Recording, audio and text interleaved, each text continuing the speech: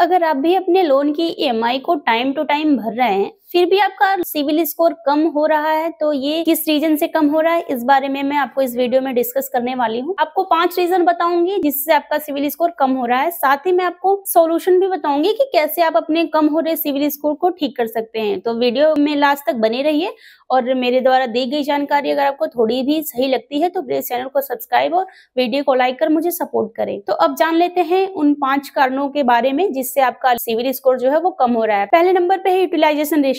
आपको बता दूं कि क्रेडिट यूटिलाइजेशन रेशियो आपकी क्रेडिट कार्ड की लिमिट के आधार पर आपके खर्च को दर्शाता है और इसमें यह सजेशन दिया जाता है कि आप अपने क्रेडिट यूटिलाइजेशन रेशियो को 30% से अधिक ना होने दें। अगर आप अपने क्रेडिट कार्ड की लिमिट से अधिक खर्च करते हैं तो आपके सिविल स्कोर पर इसका गलत प्रभाव पड़ सकता है। तो ये रहा पहला रीजन जो आपके सिविल स्कोर को कम करता है। अब दूसरे नंबर पर आता है बार बार पर्सनल लोन लेना। अगर आप बार बार पर्सनल लोन लेते हैं या क्रेडिट कार्ड के लिए अप्लाई करते हैं तो ये चीज भी आपके सिविल स्कोर पर गलत प्रभाव पड़ सकता है, क्योंकि पर्सनल लोन जो है वो अनसिक्योर लोन की श्रेणी में आता है। अगर आपके क्रेडिट पोर्टफोलियो में अनसिक्योर लोन का रेशियो अधिक है और सिक्योर लोन का रेशियो कम है तो यह आपके क्रेडिट मिक्स को डिसबैलेंस कर सकता है और ये भी हो सकता है कि आप फंडिंग की कमी से जूझे। तीसरे नंबर पे है लोन गारंटर बनना।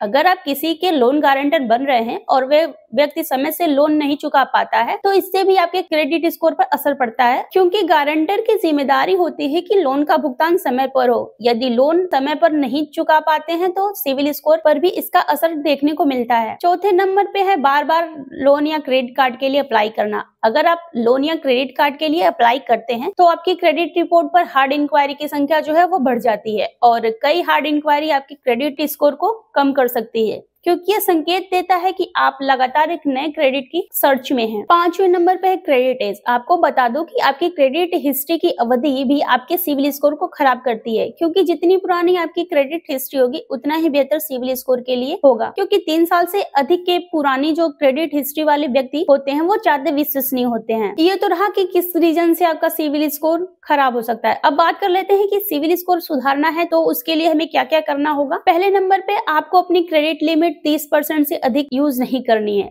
दूसरे नंबर पे आपको सिक्योर लोन और अनसिक्योर लोन का जो बैलेंस है वो उतना ही उपयोग करना है। तीसरे नंबर पे अगर आप किसी की गारंटर बन रहे हैं तो ये डिसाइड कर लीजिए कि वो लोन देने में कैपेबल है या नहीं। और चौथे नंबर पे ये आप कर सकते हैं कि आप बार बार लोन के लिए अप्लाई ना करें। और 5वें नंबर पे है जो है वो आपकी जो पुरानी क्रेडिट हिस्ट्री है उसको आप बंद नहीं करें। तो ये रहा क्रेडिट स्कोर को सुधारने का तरीका और रीजन भी मैंने बता दिया कि किस किस रीजन से आपका क्रेडिट स्कोर है वो बिगड़ सकता है। तो इन सारी बातों का ध्यान रखें और अपने क्रेडिट स्कोर को बैलेंस बना के रखें।